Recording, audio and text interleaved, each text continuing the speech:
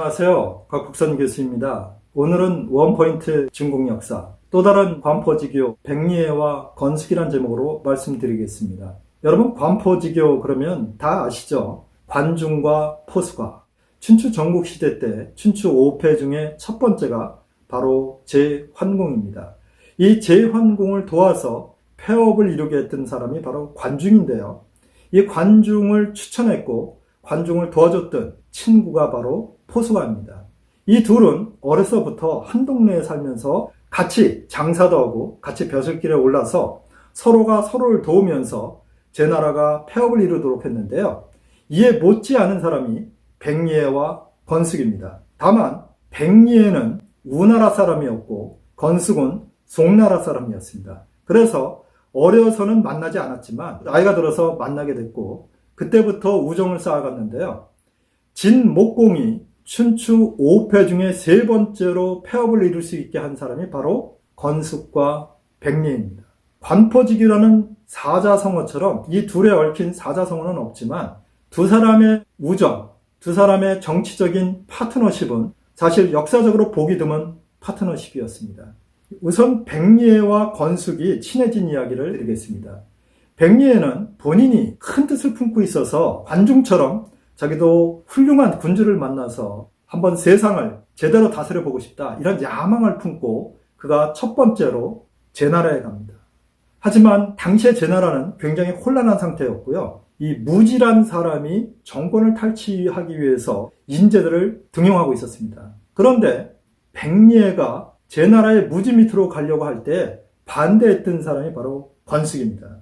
사실 백리애는 제나라 가기 전에 여러 나라를 돌아다녔지만 결국 뜻을 이루지 못해서 완전히 거지가 돼서 송나라까지 갔는데 길에 너무 배가 고파서 쓰러져 있는 것을 건숙이 부추겨 일으켜서 자기 집에 데려가서 잘 대접을 했고 서로 친하게 됐습니다. 그때 제나라에 가서 본인이 이렇게 벼슬을 하게 된 것을 알게 된 건숙이 반대를 합니다. 무지 밑에 있으면 안 된다. 너 죽는다. 이 무지는 인재가 아니다. 이렇게 이야기를 해서 결국은 건숙의 말을 듣고 백리애는 무지 밑에 있다가 바로 나옵니다.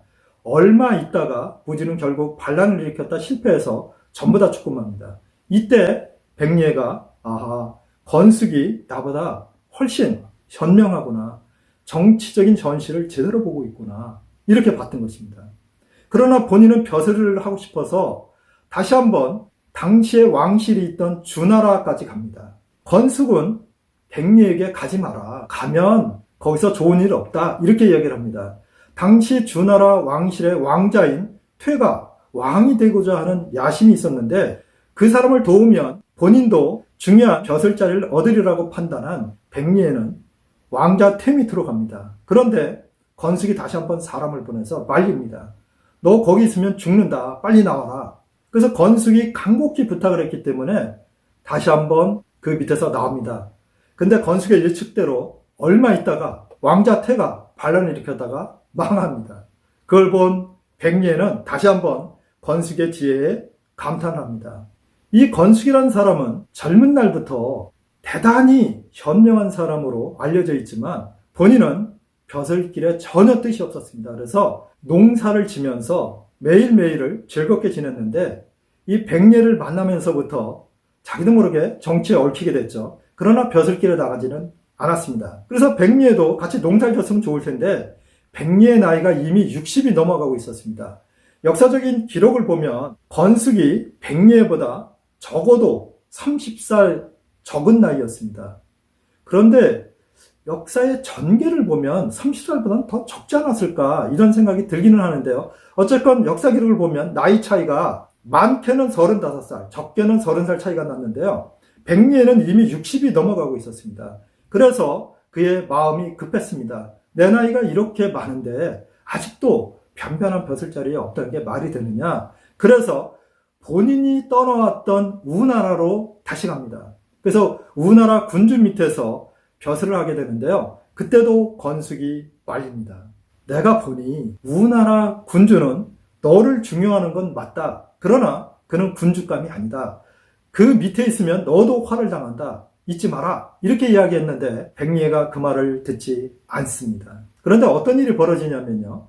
저희가 사자성어로 잘 아는 순망치안의 이야기가 벌어집니다. 순망치안은 입술이 없으면 이가 시리다 이런 뜻인데요.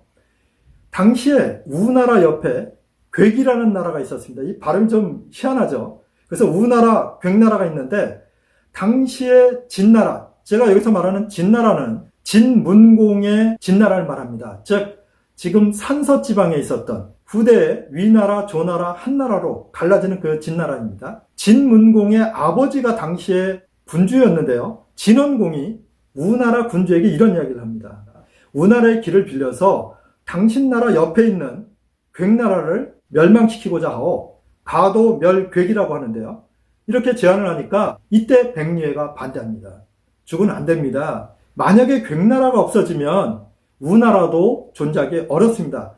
우리가 비록 작지만 두 나라가 서로 긴밀하게 협력을 하고 있기 때문에 큰 나라들이 우리를 넘보지 못하는 것인데 괴나라가 없어지면 우리도 어렵습니다. 이렇게 얘기를 했는데 그 말을 듣지 않습니다. 그래서 진원공이 괴나라를 쳐부수고 돌아오는 길에 다시 우나라를 쳐부숩니다. 그래서 백리해도 포로로 잡혔죠. 그래서 진원공이 제안을 합니다. 내가 들어보니 그대는 참 뛰어난 사람이요. 그 우나라 군주에게 내 속뜻을 알려줬다 그러는데 그가 듣질 않아서 우나라가 망했는데 나를 도와서 진나라가 강성해질 수 있도록 도와주시오. 이렇게 이야기했지만 백리해는 거절했습니다. 그는 진원공의 속됨을 알고 있었기 때문에 단숨에 거절을 했고 결국은 진원공이 화가 나서 노예로 만듭니다. 그래서 자기 딸을 진목공에게 시집을 보낼 때에 딸린 노예로 같이 보냅니다. 옛날에는 공주가 시집을 갈 때요, 거기에 많은 노비들을 딸려서 보냈습니다. 그러니까 한 나라의 대신을 하던 사람이 노비가 돼서 이제 쫓아가게 됐죠. 그러니까 중간에 도망을 쳐서 초나라로 도망갑니다.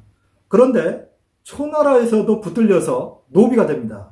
진목공은 노비 중에 한 사람이 도망갔는데 그가 백리해라는 이야기를 듣고 물어보니 대단히 현명한 사람이라는 걸 알게 됐습니다. 그래서 초성왕에게 많은 예물을 보내서 백리해를 데려오려고 했는데 생각해보니까 노비 한 사람을 데려오는데 수많은 예물을 보내면 분명히 초성왕이 이 사람이 엄청난 사람인가 보다 이렇게 생각하면 안 줄 거 아닙니까? 그래서 꾀를 내서 검은 털이 있는 양, 그것을 우리는 고라고 그러는데요. 이 고에 가죽 5개를 보냅니다. 그래서 이렇게 얘기를 합니다. 내 밑에 있던 노비가 당신 나라로 도망갔는데 이 노비를 다시 사오고자 하니 이 5장의 양피를 받아주시오. 초성왕이 아무런 의심도 안 하고 알겠습니다. 그리고 이제 5장을 받아서 백리해를 풀어주는데요. 백리해가 오자마자 진목공이 대부의 자리를 주면서 나를 도와주시오. 내가 폐업을 이룰 수 있게 해주시오. 그랬더니 백리해가 이런 얘기를 합니다. 저는 그럴 능력이 없습니다. 우나라를 보면 알지 않습니까? 이러면서 이렇게 얘기를 합니다. 저보다 10배나 뛰어난 재능을 가진 제 친구 건숙을 기용하시면 됩니다. 그래서 진목공이 백리해의 건의대로 많은 예물을 가지고 자기 사신을 건숙이 있는 농촌으로 보냅니다. 그런데 건숙은 제가 말씀드렸듯이 벼슬길에 전혀 뜻이 없었기 때문에 거절합니다. 그러리라고 이미 판단하고 있었던 백리해가 사신이 갈 때 간곡한 편지를 한 장 보냈는데요. 그 편지에는 이런 글이 있었습니다. 나는 그대의 뜻을 알고 있어. 그러나 나는 진목공을 도와서 정말 폐업을 이루고 싶소.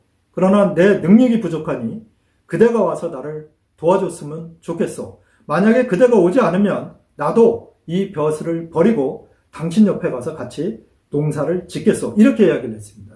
당시 백리의 나이는 70살이었는데요. 건숙이 보니까 백리해가 살 날이 얼마 안 남았는데 본인이 한번 명군을 도와서 천하를 제패하고자 한다는 것을 보고는 사실 나는 벼슬길에 나서고 싶지 않지만 내가 존경하는 친구가 이렇게 이야기하니 어쩔 수가 없구려. 내가 가겠소. 이렇게 이야기를 하고 그 받은 예물을 전부 다 고향 땅에 있는 촐로들에게 다 나눠주고는 사신을 주셔서 진나라에 들어갑니다. 이 진목공이 건숙을 만나보니까 한눈에 현명한 사람인 걸 알 수 있었습니다. 그래서 그대를 상대부로 모시고자 하니 나에게 부국 강병책을 알려주시오. 그에 대해서 건숙이 이렇게 얘기합니다. 주공께서 하셔야 할 일이 3가지가 있습니다. 첫째는 진나라의 백성들을 교육시키셔야 됩니다.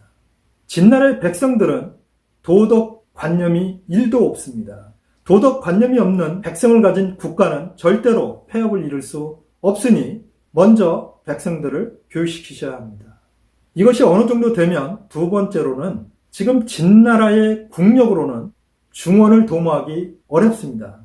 그러니 먼저 영토를 넓히셔야 하는데 서쪽에 있는 오랑캐 국가들을 점령하셔서 국토를 넓히시고 인구를 늘리셔야 됩니다.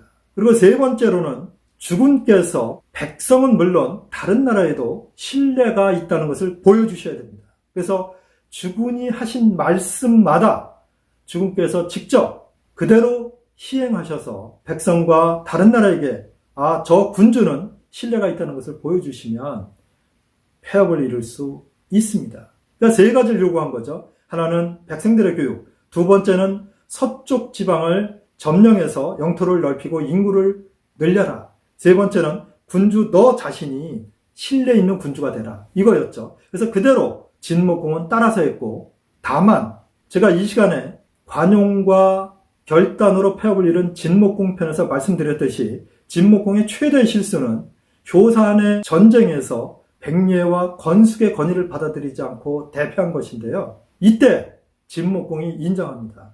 내가 건숙과 백리의 이야기를 듣지 않아서 이렇게 됐다. 그럴 정도로 이 백리와 건숙은 진목공에 있어서 가장 중요한 재상이었고 이 진나라를 부흥시키는 데 있어서 가장 중요한 파트너였습니다. 건숙과 백리에는 관중과 포수과와는 달리 나이가 들어서 만났지만 그 수십 년 동안을 아주 막역한 친구로 지내면서도 정치적으로 서로 협력하면서 진나라를 강력한 국가로 만드는데 엄청난 공헌을 했던 명신들이었습니다. 오늘은 중국 역사에서 관포지교에 버금가는 대단한 우정을 발휘하면서도 국가를 부흥시켰던 정치적인 파트너, 그러면서 친구였던 건숙과 백리, 백리와 건숙에 관한 이야기를 드렸습니다. 다음번에는 좀 더 흥미있고 유익한 이야기로 찾아뵙겠습니다. 시청해 주셔서 감사합니다.